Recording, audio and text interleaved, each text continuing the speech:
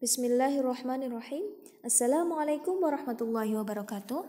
Bagaimana kabar anak-anak teacher? Bagaimana kabar puasanya nih? Udah ada yang bolong atau belum? Atau mungkin masih ada yang berpuasa setengah hari? Nah, insya Allah semua dalam keadaan sehat ya. Nah, puasanya sudah full teacher ya. Alhamdulillah kalau begitu ya. Nah, kita belajar pahala. Puasa juga pahala. Jadi, jika dalam keadaan puasa kita tetap belajar ya, pahalanya akan berlipat-lipat, akan banyak ya. Jadi harus selalu semangat. Oke, kita kembali lagi dalam pelajaran PI dan Budi Pekerti, tentunya dengan Teacher Zakia. Nah, dalam kesempatan hari ini kita melanjutkan ya materi yang kemarin ya, yaitu tentang Nabi Ishak alaihissalam. Ya, siapa itu Nabi Ishak? Nah, sebentar, teacher pending dulu. Kita baca doa sebelum belajar terlebih dahulu ya, oke? Bismillahirrahmanirrahim. Rabbi zidni ilman, warzuqni fahman. Rabbi srahli sadri, wa yassirli amri, wahlul 'uqdatam min lisani yafqahu qawli birahmatika ya arhamar rahimin. Alhamdulillah, semoga kita hari ini belajar dan puasanya akan dipermudah oleh Allah ya. Nah, oke, selanjutnya anak-anak teacher silahkan buka buku paket masing-masing pada halaman 113.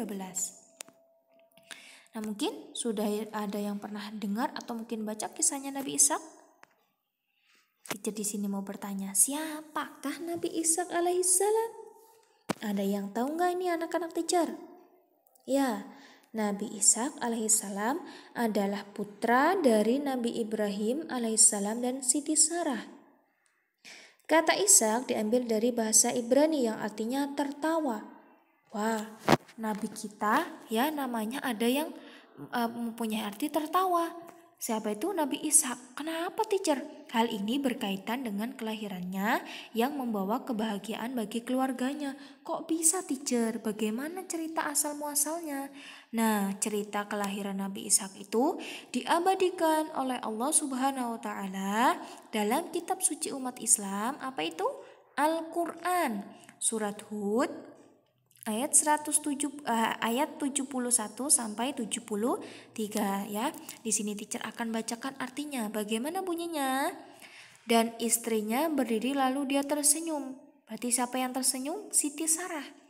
Maka kami sampaikan kepadanya kabar gembira tentang kelahiran Ishak dan setelah Ishak akan lahir Yakub. Nah, ketika itu ceritanya ada 3 pemuda yang bertamu kepada Nabi Ibrahim dan Siti Sarah. Ternyata mereka itu adalah malaikat utusan Allah yang berubah bentuk menjadi 3 orang pemuda dan membawa kabar memberitahu seperti itu. Lalu di sini ya, dia istrinya berkata, berarti Siti Sarah itu berkata, sungguh ajaib. Mungkinkah aku akan melahirkan anak? Padahal aku sudah tua dan suamiku ini sudah sangat tua. Ini benar-benar sungguh ajaib. Nah, Siti Sarah itu diceritakan ya, dia tuh sangat keheran-heranan. Ajaib katanya. Karena ketika itu usia Nabi Ibrahim itu sudah menginjak 100 tahun. Dan Siti Sarah sudah menginjak 90 tahun ya. Ketika itu memang mereka itu sangat menanti-nanti kehadiran seorang anak ya. Siti Sarah itu sangat menanti ya kehadiran seorang anak ya. Dia itu ingin memberikan keturunan ya kepada Nabi Ibrahim dari Siti Sarah itu ya. Nah, kemudian ya di situ dibalas oleh malaikat. Malaikat berkata. Jadi ketiga malaikat itu menyampaikan, mengapa engkau harus merasa heran tentang ketetapan Allah, katanya gitu. Jangan engkau ragu dengan ketetapan Allah, katanya seperti itu. Itu adalah rahmat dan berkah dari Allah, dicurahkan kepada kamu wahai ahlul bait. Sesungguhnya Allah maha terpuji lagi maha penyayang. Nah, jadi di situ ada keraguan-raguan ya, masa iya ya. Tapi malaikat itu berkata, kenapa harus heran? Karena itu sudah ketetapan Allah, Allah sudah berkehendak ya. Jadi apapun. Nah, mungkin tidak umur 100 tahun ya dan perempuannya itu umur 90 tahun itu secara akal logika bisa hamil lalu melahirkan ya. Itu sudah sangat tidak mungkin sekali, akan tetapi ini adalah sudah ditetapkan, sudah digariskan dan sudah dikehendaki oleh Allah Subhanahu wa taala. Maka akan terjadi, benar-benar terjadi. Keturunan dari Nabi Ishak alaihissalam.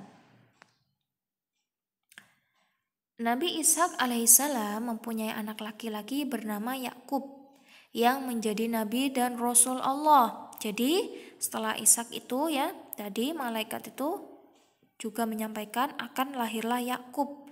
Nabi Yakub ini memperoleh keturunan yang banyak, diantaranya Nabi Yusuf alaihissalam. Jadi Nabi Yusuf itu cucunya Nabi Ishak. Dari Nabi Ishak alaihissalam inilah yang menurunkan nabi-nabi dari Bani Israel, yang terus kemudian sampai kepada Nabi Isa alaihissalam. Sesudah Nabi Isa alaihissalam kemudian ditutup oleh Nabi Muhammad Shallallahu alaihi wasallam. Nah, kenapa teacher kok banyak sekali yang menjadi keturunannya Nabi Ishak itu yang menjadi nabi dan rasul? Nah, kalian perlu tahu, ini adalah contoh kehidupan. Kenapa kita harus menjadi orang baik? Ya, ini alasannya, supaya nanti keturunan-keturunan kita juga baik. Ada pepatah mengatakan buah jatuh itu tidak jauh dari pohonnya. Ya, itu juga begitu ya. Ketika kita sudah menjadi orang baik, orang soleh, ya, insya Allah anak-anak turun kita nanti ya pasti akan menjadi soleh dan baik. Nah, di sini diceritakan ya, sejak kecil Nabi Ishak alaihissalam itu selalu taat kepada orang tuanya. Nah, sejak kecil ya sudah taat. Itu kenapa? Didikan orang tuanya, perilaku orang tua terhadap keluarganya, terutama seorang ayah ya, perilaku ayah kepada istrinya, kepada anak-anaknya itu sangat dicontoh. Tidak pernah membantah atau menyakiti hati orang tuanya tuh. Siapa yang sekarang masih kadang membuat ibu kita kesal atau menyakiti atau menyinggung atau mungkin membantah perintah atau mungkin larangannya ya. Nah, mulai saat ini ya harus benar-benar dijaga semua itu ya. Kalau kalian ingin nanti keturunan kalian menjadi orang yang baik juga. Dengan ketaatan itulah Allah menurunkan nabi dan rasul dari anak cucu Nabi Ishak alaihissalam. Itu sesungguhnya kita itu sudah dicontohkan. Kenapa kok kisah Nabi Ishak itu diabadikan dalam Al-Quran? Karena sesungguhnya sangatlah banyak pelajaran yang bisa kita dapat dari ceritanya Nabi Ishak alaihissalam. Makanya Allah Subhanahu wa taala itu mengabadikan dalam Al-Quran. Nah, Al-Quran itu bukan hanya pajangan, bukan hanya kitab orang muslim saja, tapi harus dibaca dan dipelajari karena sesungguhnya sangat banyak pelajarannya ya. Nah, sesungguhnya Nabi Ishak itu juga sangat taat kepada Allah ya. Selain kepada orang tua, juga kepada Allah yang menciptakan ya, yang maha menciptakan, sangat taat. Beliau juga sangat cerdas, diberi kelebihan yaitu kepandaian, kecerdasan, ilmu-ilmu ya, banyak ilmu-ilmu yang Nabi Ishak pahami. Nabi Ishak alaihissalam itu wafat pada usia 180 tahun dan dimakamkan di Jirun yang sekarang dinamakan kota Madinah. Jadi dahulu kota Madinah itu dinamakan Jirun ya. Jadi makam Nabi Ishak ada di mana? Ada di Madinah. Ada di Madinah yang dulu namanya Jirun. Nah, paham ya dari sini? Jadi kita harus contoh kehidupan Nabi Ishak. Yang mana teacher? Yang taat kepada kedua orang tuanya, kepada Allah Subhanahu wa taala. Insya Allah dengan kita mencontoh kehidupan Nabi Ishak tersebut, hidup kita akan tenang, akan menuai kebahagiaan maupun di dunia ataupun di akhirat ya. Nah, jadi tugasnya hari ini yaitu kalian mengerjakan uji kemampuan pada halaman 115 sampai 117. Nah, seperti biasa ya, nanti tugasnya bisa kalian fotokan lalu disetorkan via WA pribadi Teacher Zakia ya. Nah, semoga apa yang sudah teacher jelaskan tadi bisa memberi kemanfaatan bagi kehidupan kalian semua ya. Tetap semangat puasanya, belajarnya ya, jangan lemes ya. Harus semangat karena semua yang kita lakukan ketika puasa ya bernilai ibadah. Ya teacher, aku seharian tidur umpama ya.